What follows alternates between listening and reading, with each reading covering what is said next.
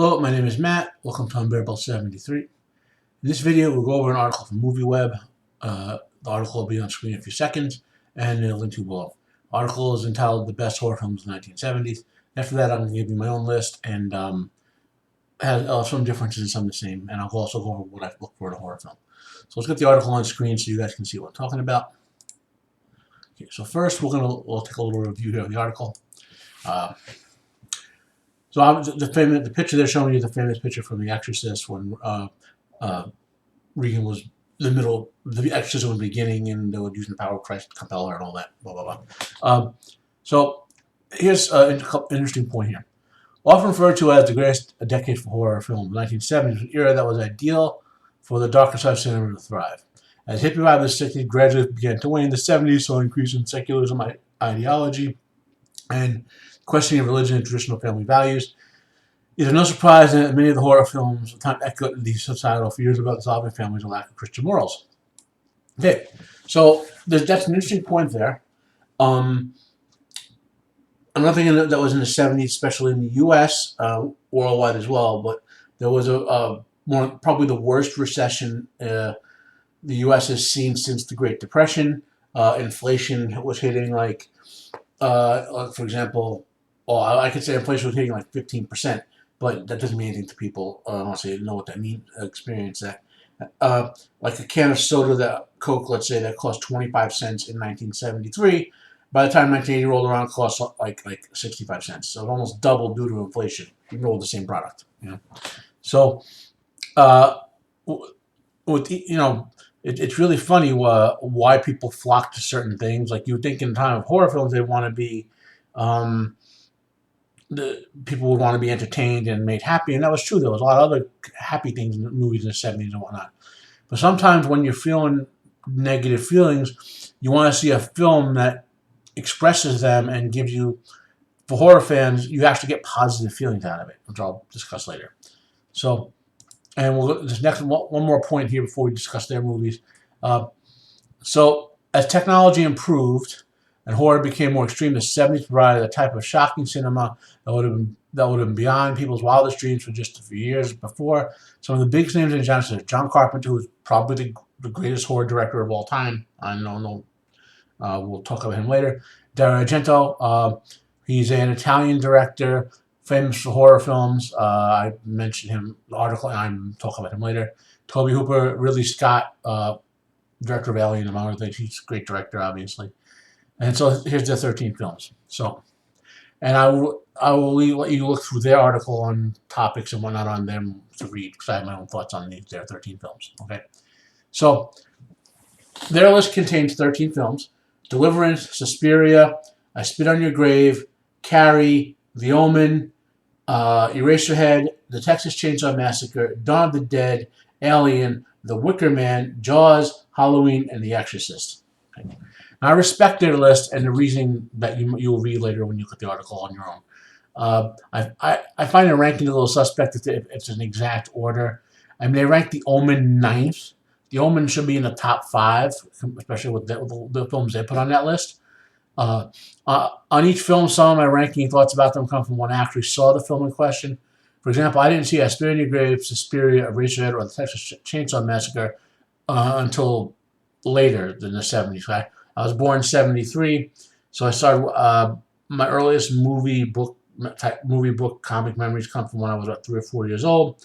My grandmother had been teaching me how to read and do math, and by the time I had kindergarten, I was reading at a high school level and doing math at I knew my multiplication table before I was 5, to give you an example. And so, and my grandmother got me into a lot of horror and sci-fi and stuff like that. I would watch those films with her. So by the time in the 70s, I'd seen quite a few of the things there. Halloween, for example, was very influential and got me into I am a gigantic John Carpenter fan. So of those four films, Suspiria is the only one that really sticks with me as a horror film. I like the Texas Chainsaw Massacre, but for some reason I didn't want to watch it multiple times. I was like, oh, this is interesting, And maybe because I had seen the whole slasher genre and seen a couple of better films than Texas Chainsaw Massacre. You know, by the time I saw the first one. And what's Halloween, which is a similar slasher film, I've seen probably a dozen times, and I watched other films in the Halloween series, like Halloween's 2 and 4, maybe 5 or 6 times each. So now to each film on your list. We'll start with Deliverance. I think some of the shock value for Deliverance was lost because I read the book first. Maybe that's maybe why I don't consider it a particularly scary film. Another factor there is nothing supernatural about the person who's doing evil in the movie. They're pointing at when I ask myself, or you would if you watch it, I think, why didn't they just fight for their lives or retaliate? Which they do in the book, and the movie to a lesser extent, But there were more points, like when you're watching a movie, especially, which pulls you in visually. I mean, books do that for me, but movies, obviously, for everyone. You're like, you'll see points where they wait a minute. Why did he slow down when he wasn't tired, he wasn't injured, and he gets caught, type of thing. Circumstances like that. You all know what I'm talking about. So in the book, it was better portrayed that the protagonists were trapped by the fears of the authorities, which is a big limit on the protagonist in that book, in Deliverance. Also, an entertaining horror film, but it's not something I feel like ever watching again. I probably will read the book again someday. Suspiria. Suspiria was released in 1977, remade in 2018. Essentially, the story is the story of an American dance student who goes to study ballet in Germany. She discovers the hard way that her school is the center of activities for a coven of witches who don't exactly know what they're doing, which is a critical point. It was made by Dario Argento. He's an Italian director, most known for horror films. Other films, obviously, there's the sequels to Suspiria. And then there's another one called The Church, which I like better than any of the Suspiria or 2 sequels. It's important to recognize that one of the main horror elements of the original was not so much the evil witches doing evil things, but the protagonist got mixed up into something that was beyond her comprehension. So it wasn't just that, like, there were all the evil witches plotting stuff or whatever.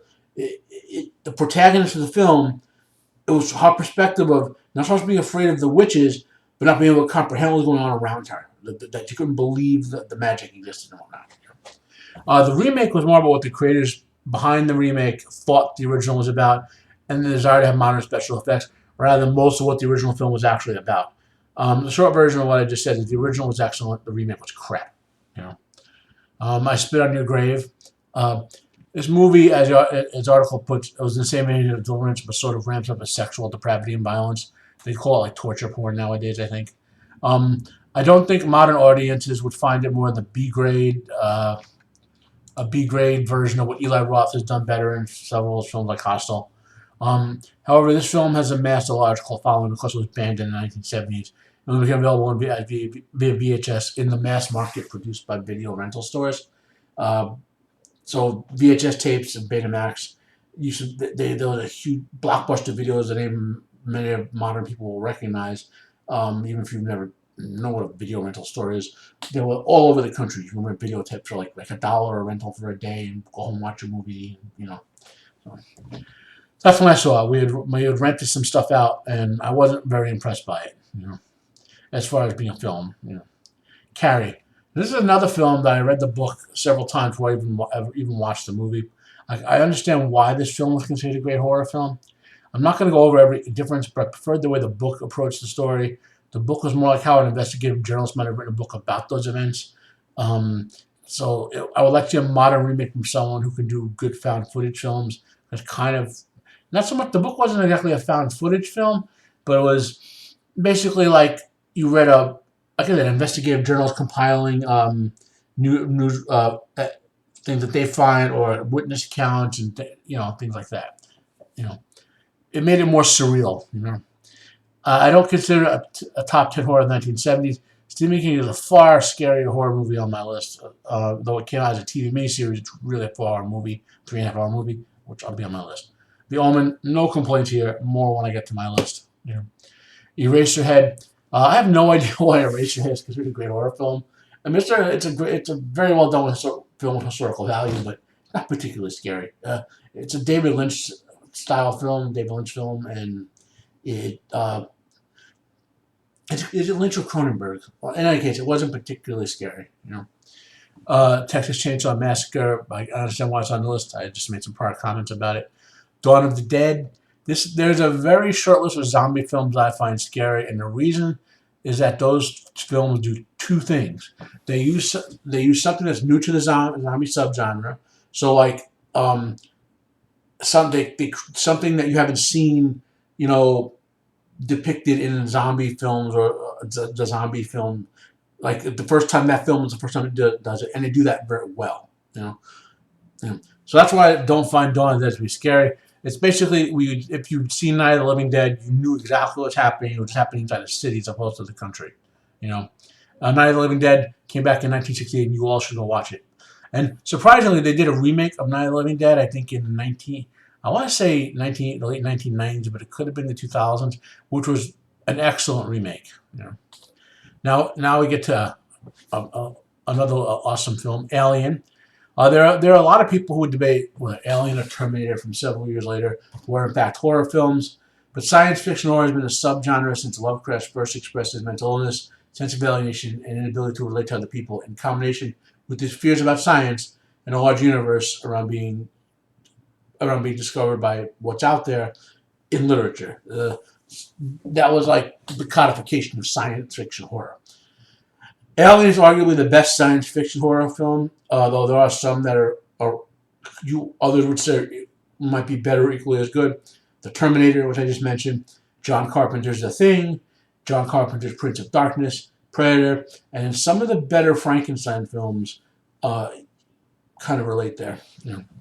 Then we get to The Wicker Man. The Wicker Man was released in 1973 and remade in 2006. It was based on a 1976 book called The Ritual.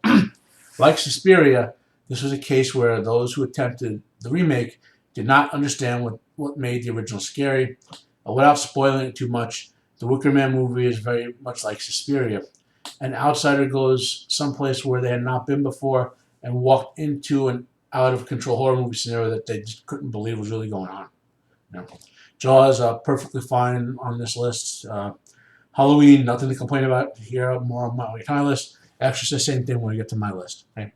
So I want to give you my 10 best horror films of the 70s, but it's not necessarily in any particular order. I'm just putting in the order I thought about them. I want to start with the ones that this article mentions. So here's my list. Okay? So I'll start with The Exorcist, which is 1973. The Exorcist, it's particularly frightening for cultural reasons.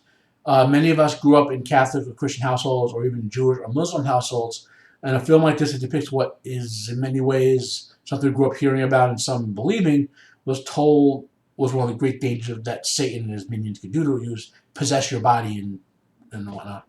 The film is based on a book by William Peter Blatty's. It's also called The Exorcist. And his book contains accuracies in description because he based on records of an actual 1949 case the church has recorded. Now, this didn't say demonic possession is a real thing. That's your religious determination. That's up to you. The Exorcist also manages to do what many succeeding exorcisms. Let me phrase that better. The Exorcist managed to not do what many succeeding exorcism films do, which is way overdo the special effects. Okay, sometimes simpler is better, and like for example, when Regan throws up on the priest, that's a simple effect. It's a little bit of throw up. Now I've seen modern films where the throw up happens and it's almost like a blizzard of throw up, and that's just a splatter film, not even it detracts from what's going on, which is the perversion of the body done by the evil possessing entity. So on to another film in similar ilk, The Omen from 1976. The Omen trilogy, it's without a doubt the greatest trilogy of horror films there is. There are a couple others. You remember Suspiria, and Suspiria is part of another great horror trilogy. And The Omen, it's one of the greatest trilogies of all time. In fact, I'd rank it right up there with Lord of the Rings, and I should do my own article about the great film trilogies, but so we don't belabor the point here. So The Omen is basically about the birth of the biblical Antichrist. Like The Exorcist, it has an inbuilt tie into culture which many good horror films exploit. This concept comes up again on my list in multiple ways. Lesser known is that there was a sort of subgenre of supernatural horror film in the 1970s, which I call the devil always wins in the end. In those films, basically, no matter what the protagonist did, the devil or demonic forces triumphed in some way. The best way I think of this is they were like survival horror films, like the modern Resident Evil games some of you may be familiar with, or like some zombie films where you survive the experience and get away. More well-known examples, lesser-known examples from back then would be Devil Dog, The Hound of Hell, or a movie called The Legacy, which is actually both of which are actually pretty entertaining. The Omen is the king of that subgenre, not only in terms of how good the story was, but in terms of production value. It may surprise you, but the director of The Omen was the director of Superman the movie. If you watch both, you can see the excellent directorial capabilities of Richard Donner. Donner's a master of time between events and the characters in the film. So you understand temporally what's going on. And a lot of times you have to do cutaway scenes, like Patrick Troughton, who played the second Doctor, plays a priest in The Exorcist. And Donner times the music and the way the actor is acting, because he's largely by himself. He's a priest. He senses the supernatural force after him. And I can't play the clip, or YouTube, I'll get dinged on the video. But he senses the forces that are after him, and then they cut away to you see something going on, like and he just times it perfectly with the actor, the scenes, and the music and the effects to draw you in and make you horrified at what's happening. Don is also a master of making you interested in most, if not all, the characters, including the evil ones. Donner's perfected the art of making the score in his movies matter greatly. So, move on now. Then my next film was Halloween from 1978. And when I think of horror films, the very first name that comes to mind, as I mentioned, is John Carpenter. This is his third film, and it's the best of his films, though many of his other films are almost as good. Halloween, again, play with cultural tropes. Trick-or-treating on Halloween, getting dressed up in costumes, scaring people with horror movie monsters. And this movie took those concepts and turned them into a what if that makes one question the horror movie presents. Like Halloween is fun. I mean, what could be out there in a costume pretend that you think is pretending scary, but really going to try to kill you? Then onto Jaws. There are two types of horror movies that involve humans being attacked by beasts. Kaiju films, of which the best and most famous is Godzilla, and then real animal horror films, which is like some sort of, which is a real animal, something close to it that obviously attacks people, and Jaws is the most famous one of that, and arguably the best. It's not a stretch to say that Jaws is analogous to Godzilla in many ways. It defines the genre. The size and the power of the beast make the humans look pathetic. The dominance of its environment make humans look ineffective. And it produces the horror element that humans are not the top element in the predatory pecking order, which is critical to making these sort of monster versus human things work. Spielberg is best known for his family-friendly films and historical dramas, yet in most ways, Jaws is his best film. It's based on a novel by Peter Benchley, who an author who made a career out of novels like Jaws. So if you like, it's a pretty good book, by the way, if you want to read more of his stuff. And the terror is in being involved in a situation that nothing you could do about it. You're in the middle of the water and this giant shark. It's not even a regular shark that you can maybe kind of punch it in the nose, as they say, with a small shark and it'll go away, or,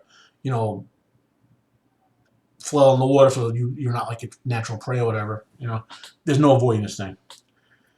So next film up is Alien from 1979. In most respects, Alien is the second or third best Lovecraftian movie ever made. Humans are confronting a strange and dangerous universe they're not prepared for. Aliens also give us the best female protagonist of any movie ever, and one of the top overall protagonists of any movie ever. Okay, now here's where I deviate from their list.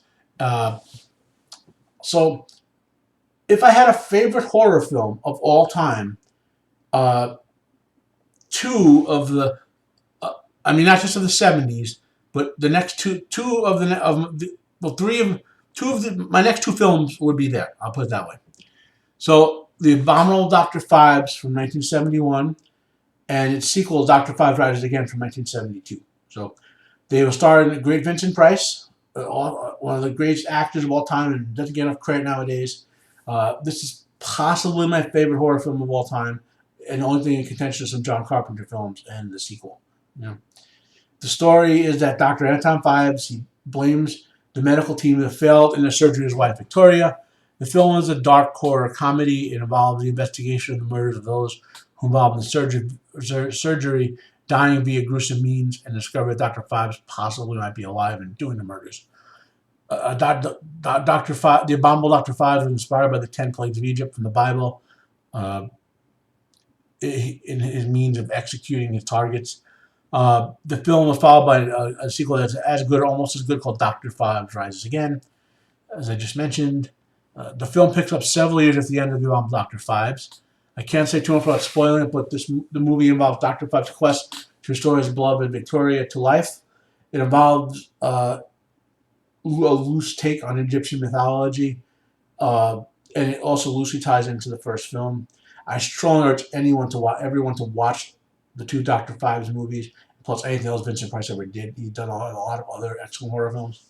And then my next candidate here on the list is one of the scariest films you'll ever see, in my opinion, Salem's Lot in 1979. I have a previous article going over the history of Salem's Lot, so I'm not going to belabor that here. But it's Stephen King's best novel, and it's the best adaptation of one of his novels. Right? I will probably actually have a video about an upcoming remake of this, of retake or whatever you want to call it, of this, which I'll follow it, but and so you'll hear more from me about whether the sequel will be any good or not. The remake is going to be any good or not. I don't think it will be. In short, this is almost a classic tale of people being confronted with a vampire turning their community into a feeding and breeding ground.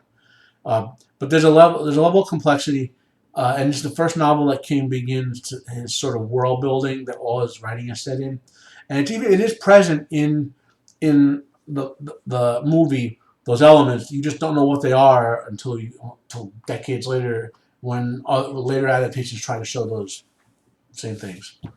Yeah. Atmospherically, it's probably the best vampire film ever made. So, and my number 9 here is Phantasm from 1979. And this movie, it gets overlooked by horror fans. I don't know why, because it's a great movie. What is actually occurring is ambiguous enough to characterize the movie as either a science fiction horror or supernatural horror. The simple version of the plot is there's an enigmatic menace with mysterious powers, and he's luring young, healthy people to their death, and in the guise of a mortician, reappropriating their bodies for mysterious purposes. Not that there aren't other strengths of the film, but the number one strength of the film is the performance of Angus Scrimm as the Tall Man. The Tall Man is one of those menacing horror movie villains you'll ever see. Part of his strength as a villain is that since you never know quite exactly what's going on, the heroes will always remain under threat. And my number 10 here is another film that gets overlooked often. It's called The Car. It was done in 1977. It's one more film, again, it doesn't get mentioned very often. The premise of the film will sound a bit loony, admittedly, but I have to kind of reveal it to make you understand why you should watch it. Basically, it's a demonically possessed car that's terrorizing towns in the American Southwest. What makes it work is the following. Everyone who made this film took it seriously. No actors were hamming up roles. No comedic music or dialogue was present. Okay, so but they don't overtake it seriously to the point where you're like, oh well, to make it almost a dark satire. It's just what it has to be. It looks like someone with a high quality home video recorder was recording the destruction of their community by a demonically possessed car. It sounds absurd, but it's an enjoyable watch, and it's excellent. There were several other car horror films in the 70s. It eventually became an actual subgenre which continues to this day. The most famous car horror movie of all time is Duel by Steven Spielberg. I mentioned Jaws is his best film, and it's a horror film. Well, Duel is another horror film. Spielberg, I think, has better horror films than his other type of films he does. Lesser known movies in the car horror film, which are worth watching. There's Killdozer in 1974 about a possessed bulldozer. It's kind of a dark comedy type of take. Then there's Death Race 2000. It's the best Roger Corman film, and you should watch it. Sylvester Stallone is in this film. David Carradine, There's others. There's a lot of big names in this film. Then a film that gets a lot of my next film. It's another Stephen King adaptation. And it's the one he had the most control over. And a lot of people say they don't like it. I happen to like it a lot because I think it has the tongue-in-cheekness to it that makes it. You know, there's a lot of. It's very satirical if you watch it carefully. You won't notice on the first watch through, but if you wait a month and watch it again, you'll see the satire that King put into this. And I think a lot of people, when they first watched it and discounted it, didn't understand or get. Okay, it's called Maximum Overdrive. Okay, and then the last film I mentioned on this car horror film is another Stephen King adaptation called Christine. It's actually a pretty good movie. The book's always better, obviously, but it's worth watching. So, my final thoughts. What makes a good horror movie to me? Like anything else, when I do my reviews, I ask those 5 questions. If you've seen some of my reviews, and that affect my suspension of disbelief. So I have to be able to suspend my disbelief for a horror film, obviously. In addition, for horror movie to work, for me, it has to resonate with something in my life. I mentioned several times above with The Exorcist and The Omen, with several John Carpenter films like Prince of Darkness, Halloween, and so forth. I grew up Catholic, an Italian Catholic, I'm an Italian American Catholic, and I don't really practice any religion anymore, but it's a cultural experience that shaped my expectations and emotions and whatnot. So that's a cultural tie-in with those type of films. To this day, I watch exorcism films, but it's a fascinating subject to me. Especially since I went to a Jesuit high school and they explained how exorcism actually works. And then also, since I'm interested in science fiction resonates with me a lot as well. Lovecraft is my favorite author. Lovecraft is one of my 5 favorite authors. Excuse me there. J.R. Tolkien is my favorite author. There's no question on that. And then production values. And this is a critical point to note. I'll go back to the car and let's say the Omen or Jaws, right? The production values have to be on the right production values to convey the storytelling. If you overdo the production values of too much sci-fi, too much special effects, or too much overacting, or the music is just not done right or whatever, like it's great music, but it's maybe too good for the subject, if you kind of get what I mean, you're gonna lose the interest in the story, at least to me. That's why I like the car. It had good but not great production values. It gave you the sense of something like a 70s movie. Like there was something, it was a depressed time. People were just struggling and this horror coming into their life. So that kind of fit it, I'd recommend exploring both the list from MovieWeb and my own. Horror movies are an area that many people avoid because they're literally afraid of being afraid. But mentally reaching out beyond the threshold of your mental safe home can in fact let you experience wonders that you regret waiting having so long to swim out into the deeper water. So I hope you enjoyed my article, my commentary on the article, and I hope you go read the original article and watch some horror films if you haven't. What are your favorite horror films? Give me some comments down below. Maybe you want me to review them or talk about them in a future video. Do you not like horror films at all, or whatever? Well, like if you like, dislike if you dislike, subscribe if you want to hear more from me. My name is Matt. This is Unbearable 73. Have a nice day, and I am out of here.